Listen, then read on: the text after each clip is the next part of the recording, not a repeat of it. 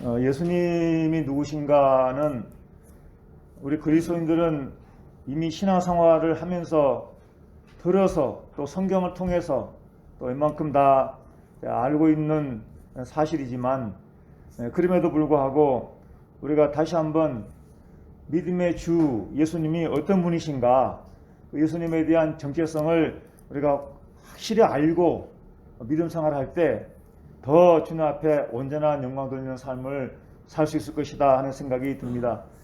이제 다음 주, 이번 주간 토요일이 이제 성탄절인데, 오늘이 이제 대림절 마지막 네 번째 주일을 맞이했습니다. 그래서 이 절기에 관련해서 다시 한번 우리 믿는 예수님에 대해서 함께 상고하도록 그렇게 하겠습니다. 예수님께 대하여 우리가 어떤 질문을 가진다면 항상 전제될 것은 뭐냐면 하나님의 창조입니다. 창조. 하나님이 세상을 창조하셨다. 피조물을 하나님이 말씀으로 창조하신 거예요. 인간도 하나님이 창조하신 것입니다. 영광 받으시기 위해서. 그런데 그만 사단의 유혹으로, 사탄의 개입으로 인간은 타락하였습니다. 이것이 대전제입니다. 그리고 역사적인 시작에 있었던 중요한 사건인 것입니다. 그래서 인간에게는 구원의 필요성이 생기게 되었습니다. 타락한 인간은 스스로 하나님께 들어갈 수가 없고, 추방당했던 에덴 동산을 인간의 힘으로 회복할 수가 없게 된 것입니다. 그래서 하나님은 자신의 형상을 따라 지으신 인간을 버리지 아니하시고 구원하시기로 계획을 세우시고, 그 구원의 길을 구약에는 선지자를 통하여 가르쳐 주시고 예언하시고, 그리고 일시적인 또 임시적인 방법으로는 짐승의 피를 하나님께 드려서 제사를 통하여 제사함 받고 하나님의 은혜를 누리는 삶을 살게 해 주셨습니다. 그러나 그것은 모형인 것이고 예표적인 것이라고 했습니다. 그것은 완전치가 않다고 했습니다. 그래서 하나님께서 이제 완전한 구원자, 영원한 구원자를 보내시기로 계획을 세우셨는데 바로 그분이 예수 그리스도라는 것입니다. 그래서 오늘 본문에 읽은 말씀에도 나와 있습니다. 그래서 예수님이 어떤 분이신가? 그 예수님 이름 자체에 구원의 뜻이 들어 있습니다. 예수님이라는 그 예수라는 이름은 마리아에게 천사가 일러준 대로 자기 백성을 그들의 죄에서 구원할 자라고 하라 했어요. 그래서 그 다른 말로 말하면, 쉽게 말하면 구원의 주, 구주 예수, 구주 하는 것이. 그러면 우리는 이제 이런 질문을 해야 되는 거예요. 예수님이 구원할 자인데 과연 예수님은 구원하실 만한 능력이 있으신 분이신가? 예수님은 과연 하나님의 그 계획과 또 하나님의 뜻을 이룰 수 있는 분이신가? 과연 그분은 어떤 방법으로 그 뜻을 이루시는가? 그래서 그런 것들을 마음에 생각하면서 성경을 창세기부터 쭉 이렇게 구원의 줄기로 연결시켜서 보면 예수님이 이 땅에 오신 목적과 오신 또 방법과 예수님이 구원을 위하여 이루신 사역을 분명히 밝히 이해할 수가 있게 되는 것입니다. 이것이 우리가 믿어져야 오늘같이 예배 자리에 앉아서 하나님을 찬양하고 기뻐하며 또 이 세상 살 동안에 즐겁게 살아갈 수가 있습니다. 저와 여러분들은 이와 같은 은혜를 알고 또 그런 하나님의 은혜 속에서 하루하루 살아간 줄로 믿습니다. 그래서 예수님의 성품은 크게 두 가지로 구분할 수가 있는데, 예수님의 신성과 인성이에요. 그래서 신성이 뭐야? 신적 성품. 예수님의 신성은 바로 그 존재가 바로 하나님이셨다 하는 거예요. 예수님은 영원 전부터 계셨다고 말씀하고 있습니다. 지금 역사적으로는 육신으로 오신 지가 2000년 정도 되지만 지금 2021년이니까 여러분 주전과 주후로 나눠진 것은 예수님이 땅 오신 것을 기점으로 해서 역사가 나눠지게 되는 거예요. 그래서 주후, 지금은 2021년이니까 2021년 된 것입니다. 그렇지만 요한복음 17장 5절 말씀이나 그 외에 많은 말씀에서도 예수님은 이미 이 땅에 오시기 전부터서 존재하고 계셨다고 말씀하고 있어요. 요한복음 17장 5절 말씀에 아버지여 창세전에 내가 아버지와 함께 가졌던 영화로서 창세전에 이미 아들 예수님이 아버지와 함께 영광을 누리셨다는 거예요. 또한 예수님은 창조주시라고 말씀하고 있습니다. 요한복음 1장 3절 말씀에 예수님에 대하여 말씀하고 있는데, 그분은 말씀으로 계셨다. 태초에 말씀이 있었다 그랬어요. 근데 말씀 만물이 그로 말미암아 지은 바 되었으니 그랬어요. 그가 바로 예수님 말씀하고 있어요. 이 모든 피조물이 예수님으로 말미암아 지은 바 되었다. 골로새서 1장 16절에도 만물이 그에게서 창조되되, 히브리서 1장 2절 말씀에도 아들로 말미암아, 그러니까 예수님으로 말미암아 모든 세계를 지으셨느니라고 했어요. 놀라운 일이죠. 이 땅에 종교들이 많이 있습니다. 무슨 종교도 있습니다. 그러나 하나같이 그 교주들이 다 사람인 것입니다. 공자가 세상을 창조했습니까? 석가모니가 창조했습니까? 창조주는 오직 하나님이시고, 바로 예수님이 창조주와 같은 똑같은 위치에 계신 분이었다는 거예요. 그래서 예수님은 바로 하나님이시라고 증거하고 있습니다. 이사야 9장 6절 말씀에 이는 한 아기가 우리에게 낳고 한 아들을 우리에게 주신 바 되었는데 그의 어깨에는 정사를 메었고 그의 이름은 기묘자라 모사라 전능하신 하나님이라 평강의 왕이라 할 것임이라. 이미 예수님 오시기 전에 700년 전에 이사야가 예수님 오실 것을 예언했는데, 그 예언할 때에 이사야를 통해서 말씀하신 것이 오늘 말씀처럼 보라 처녀가 잉태하여 아들을 낳을 것이요 그의 이름을 임마누엘 하리라.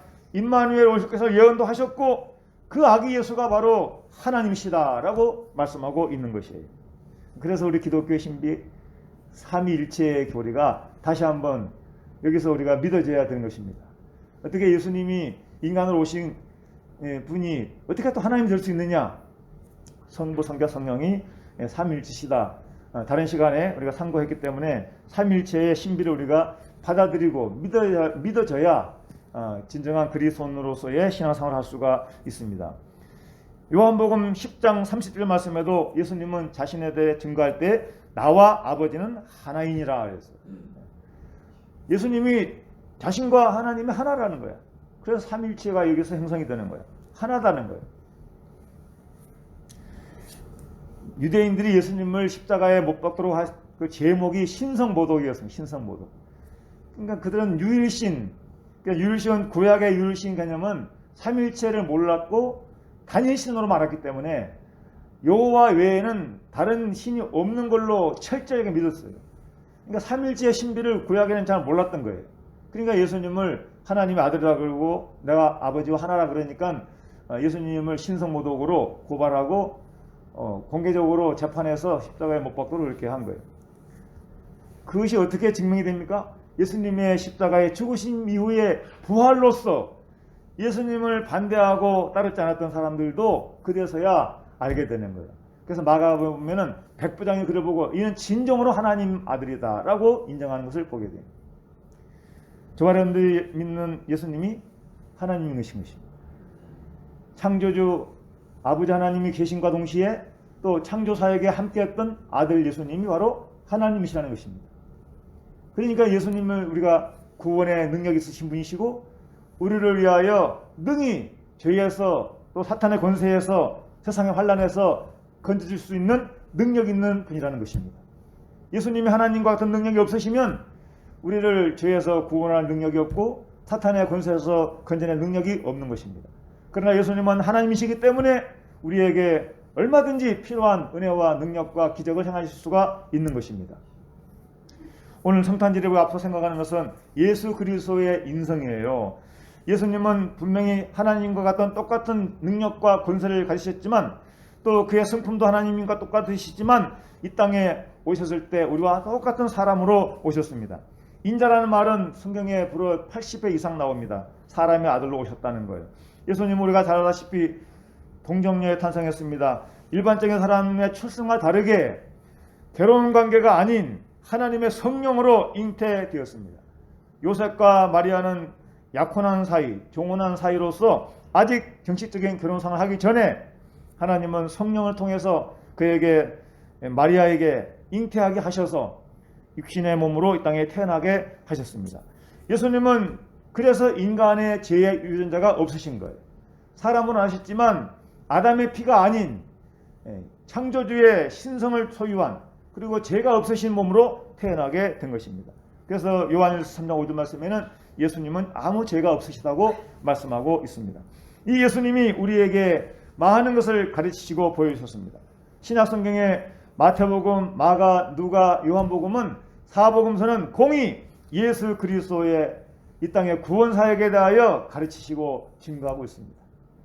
예수님이 친히 죄인들 찾아가셔서 친구가 되어주시고 또 아픈 자를 또 싸매시고 위로하시고 건져주시고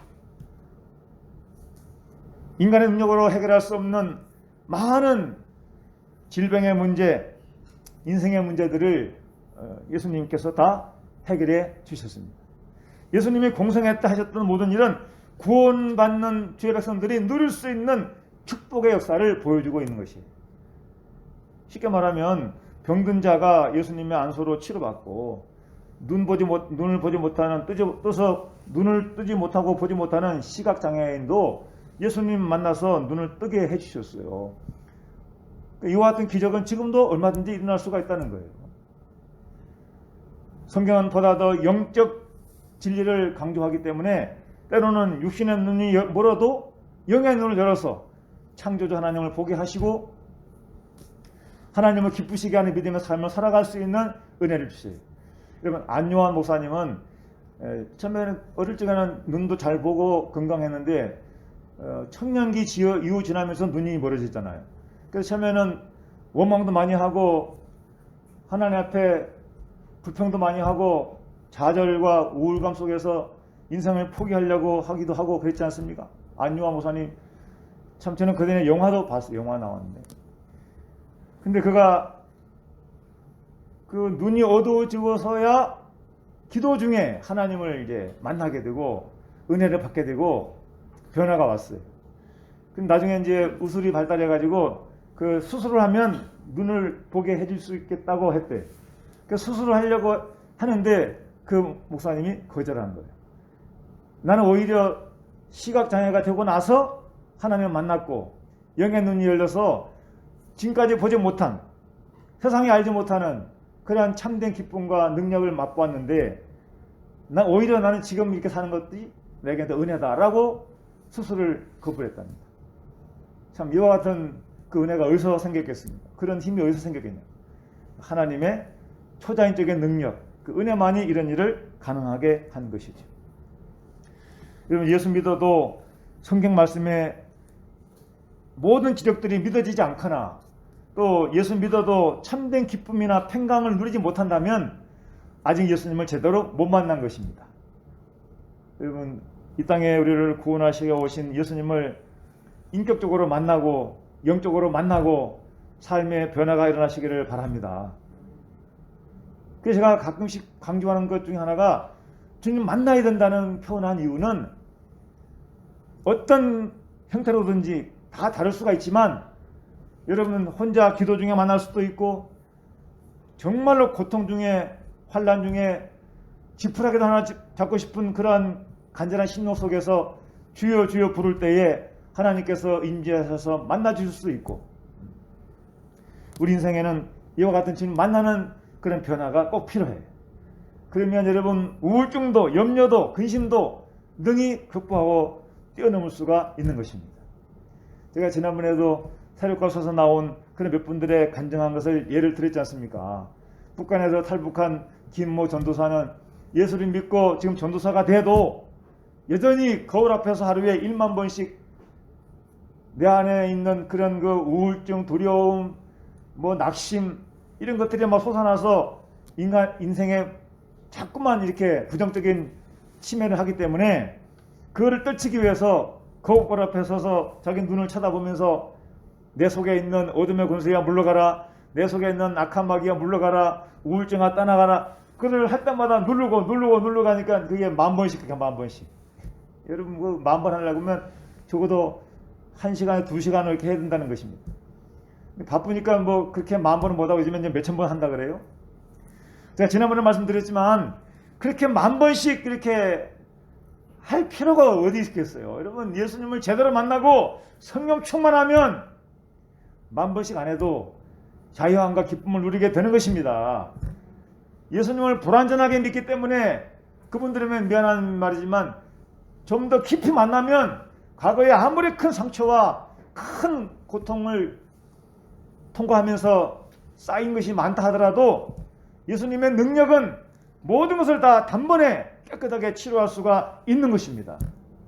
그래서 예수님이 십자가 앞에 다 우리의 죄성을 다 못 받고 우리의 과거의 모든 삶도 다 예수님 앞에 쏟아놓고 새로운 피조물로 거듭나면 우리는 그 안에서 지혜의 영이 있는 곳엔 자유함이 있느니라 하셨어요. 예수님이 이 땅에 올 때에 생명을 주시고 영원한 생명을 주시겠다고 말씀하셨어요. 그 영원한 생명은 무엇입니까? 하나님이 함께 하신 삶이요, 목자 되신 예수님을 인도하셔서 때로는 쉴만한 물가로 푸른 초장으로 인도해서 영혼의 양식을 먹게 하시고 삶의 복락을 누리게 하시는 것입니다. 예수님은 이 구원을 이루시기 위하여 말씀하신 대로 십자가에 못 박혀 죽으셨습니다. 왜 죽으셔야 되는가는 히브리서 9장 21절에 피 흘림이 없은즉 사함이 없느니라. 이 창세기 3장에 정령 죽으리라 할 때 죽어야 한다는 그 하나님의 공의 법칙을 충족시키기 위해서, 그 구약에는 짐승을 잡아서 피를 흘리게 하고 짐승이 죽게 했어요. 그래서 인간이 제사를 드릴 때에 그 짐승의 피값으로 제사함을 받는 거예요. 그러나 그렇게 하려면 끊임없이 짐승이 죽어야 하고 끊임없이 대제사장이나 제사장들이 그 일에 헌신을 해야 되는 거예요. 인구는 많아지고 세상에 사람들은 많아지는데 그 제사제도가 얼마나 많은 짐승을 희생시켜야 하고 얼마나 또 힘든 일이겠습니까? 하나님은 그것을 일찍이 다 아셨고 적절한 때에 하나님은 때가 참에 여인의 후손에 오신다는 약속의 말씀을 이루게 하시기 위해서 마리아를 통해서 잉태하게 하시고 예수님은 보내셨고 예수님은 십자가에 못 박혀 죽으심으로 정령 죽으리라는 그 공의의 말씀을 하나님 앞에 이루신 거예요. 피 흘림이 없이는 사함이 없느니라. 그 말씀 때문에 인간은 피의 희생이 없이는 죄를 사함받을 길이 없다는 이 말씀은 하나님의 공의를 충족시킬 수 있는 유일한 방법이 피 흘림에 있기 때문에 예수님이 죽으신 것입니다. 이것을 믿음으로 받아들이면 그 십자가가 나와 상관없다고 생각하는 것은 불신자들이 하는 생각이고, 우리가 십자가를 바라볼 때마다 그 예수님 십자가의 죽으심이 나의 죄, 인류의 죄, 우리의 죄를 깨끗이 씻으시고 죄에서 우리를 자유케 하시고 용서케 하기 위하여 십자가에 죽으셨다는 것이 성경의 교리이고 가르침이고 그것이 믿음의 중요한 핵심인 것입니다. 십자가로 예수님은 인류의 죄를 사하셨고 원소된 것을 담을 하시고 함호하게 하신 것입니다. 여러분, 이 땅에 예수님 오셔서 죽으셨기 때문에 우리는 그 예수님의 대속의 은총으로 제사함 받고 하나님의 자녀가 되었습니다. 이와 같은 예수님은 죽으심으로 끝나는 것이 아니라 예수님은 부활하셨습니다. 누누이 강조하지만 우리 기독교는 부활의 종교입니다. 주님의 부활은 그분의 탄생과 마찬가지로 너무나 분명한 역사적인 사실입니다. 예수님의 부활을 목격한 사람이 너무나 많습니다. 당시에 예수님의 12제자만이 아니라 예수님을 따랐던 많은 여인들, 예수님의 육신의 동생 야고보, 사도 바울, 그 외에도 500여 무리가 예수님의 부활을 목격했고 승천을 목격했습니다. 베드로는 이 예수를 하나님이 살리셨다고 자신들은 그 일의 증인이라고 외쳤습니다. 만일 예수님의 부활이 없었다면 십자가 못 박을 때 두려워서 숨었던 제자들, 도망갔던 제자들 어떻게 나타날 수 있었습니까? 어떻게 교회가 탄생할 수 있었겠습니까? 예수님이 부활하셨기 때문에 흩어진 제자들, 실망하고 슬퍼하며 자기의 고향으로 돌아갔던 엠마의 두 제자 같은 그런 사람들, 예수님의 부활을 목격하고 다시 예루살렘으로 모였습니다. 예수님의 부활을 목격하고 과연 그분이 하나님이시고 하나님 아들이시고 그분의 말씀이 진실이구나, 그 믿어지니까 마지막 주님 약속하신 말씀이 두 가지가 있는데 성령을 받으라, 성령을 기다리라, 성령 받으라는 말씀을 붙들고 기도하기 위하여 마가의 다락방에 매일같이 모여서 기도했는데 오순절이 될 때에 예수님 부활 이후에 그들이 희망을 잃고 소망을 잃고 사명을 잃었던 그들이 다시 예수님 부활을 목격하고 나서 그때부터 성령 임하기를 위하여 기도하고 기다렸는데 승천하신 이후에 열흘 만에 오순절 되는 때에 성령이 임하셔서 그들의 믿음이 다시 한번 뜨겁게 되고 성령의 능력에 힘입어 부활의 예수님을 증언하는 그러한 기독교 교회가 탄생하게 된 것입니다. 예수님의 부활 때문에 우리에게 영원한 생명이 주어졌고, 예수님의 부활 때문에 생명의 파괴자 악한 마귀의 군사가 무력화되고, 원수 마귀는 더 이상 우리를 빼앗을 수 없는, 우리는 하나님의 자녀된 특권을 누리게 된 것입니다. 예수님의 부활이 이와 같은 놀라운 역사를 바꾸게 된 것입니다. 기독교가 창조되고 기독교가 증거되는 중요 핵심이 바로 예수 그리스도의 죽으심과 부활인 것입니다. 이 예수님은 마지막에 승천과 하나님 우편에 앉으신 것입니다.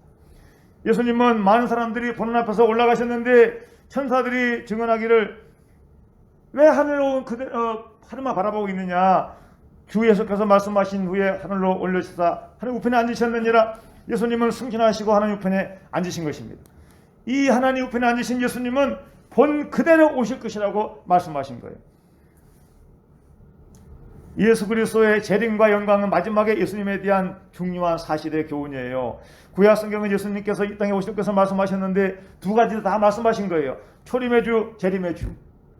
시편 22편에는 초림의 주님은 고난을 받으실 것을 예언했고, 시편 2편에는 재림의 때에 있을 영광에 대해서 말씀한 것입니다. 그래서 신약 성경은 여러 군데서 예수님의 재림에 대해서 분명히 증거하고 있습니다. 승천하신 예수님 그대로 하나님 보좌 우편에만 계신 게 아니라 다시 오신다는 거예요. 다시 이 땅에 다시 오신다는 것입니다. 신약 성경은 예수님의 재림을 증거할 때 사도행전 1장 11절 말씀에 이 예수는 하늘로 가심을 본 그대로 오시리라. 그 외에도 수도 없이 많은 말씀 가운데 예수님께서 인자가 영광 가운데 임할 때에, 이제는 초림의 주님은 인간의 몸을 입기 위하여 갓난아이로 탄생했지만 재림의 주님은 그와 같은 어린아이 같은 모습이 아니라 하늘의 왕권을 가지고 천군 천사와 함께 더불어 이 땅의 심판주로 재림하게 되는 것입니다. 저 여러분들이 대림절 때 기다려야 될 신앙이 바로 그것인 것입니다. 확인해야 될 것은 바로 초림의 주 예수님을 내 마음에 구주로 모셔드리는 거야. 내 마음에 예수님이 계시는가를 확인해야 되는 것입니다. 여러분, 성탄절이 설레어지고 감사가 넘치면 정말 믿는 사람들이에요.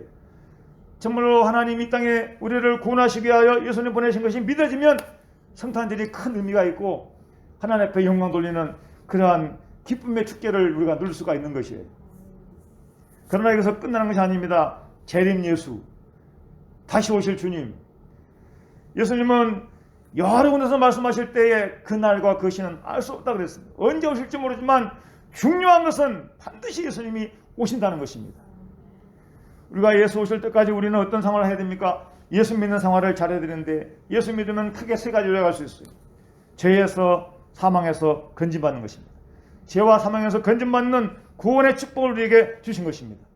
여러분 잘 아시는 요한복음 3장 16절에 하나님이 세상을 이처럼 사랑하사 독생자를 주셨으니 이는 저를 믿는 자마다 멸망하지 않고 영생을 얻게 하십니다.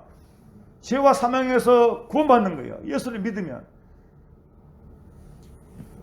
요한복음 1장 12절 말씀에는 예수를 믿으면 하나님의 자녀되는 권세를 주신다고 했습니다. 그러므로 저 여러분들이 예수를 믿으면 하나님의 자녀가 된 것입니다. 우리 저 여러분은 하나님의 자녀인 것입니다. 그 히브리서 말씀에는 예수님이 맏아들이시고 우리는 그분의 형제라 그랬어요. 형제. 우리를 거룩하게 하신 분이시나 거룩함 받은 자나 거룩하게 하시는 분이나 거룩함 받은 자가 같은 근원에서 나왔다 그랬어요. 그러니까 예수님은 삼위일체이시고 하나님의 아들로서 이 땅에 오신 하나님의 친아들이시고, 우리는 요한복음 로마서 8장 말씀 같은데 말씀이나 히브리서 말씀을 같이 연결시켜 생각하면 우리는 하나님 자녀로 구원받아 그분의 양자가 된 것이에요. 양자. 법적으로 우리는 하나님의 자녀가 된 것이라는 거예요. 그러니 여러분, 이 말씀이 우리가 힘있게 증가하고 우리가 마음 가운데 받아들이면서 누려야 될 것은 뭡니까? 하나님의 자녀된 축복을 누리라는 것입니다. 사실 어린아이 비유를 예수님도 많이 하셨는데 어린아이에 대해서 두 가지 얘기하시죠. 하나는 낮은 자, 겸손함을 가르치기 위하여 어린아이같이 부모를 의지하는 것처럼 하나님 의지해야 한다고 그렇게 강조했죠. 또 어린아이같이 순수하고 깨끗한 믿음을 강조하기 위하여 어린아이 비유를 많이 드렸습니다. 우리는 그 어린아이가 정말 엄마를 바라보고 엄마가 주는 거 먹고 엄마를 전적으로 의지하듯이 우리 하나님 바라보고 하나님을 전적으로 의지하고 하나님 품에 살아야 한다는 것이에요.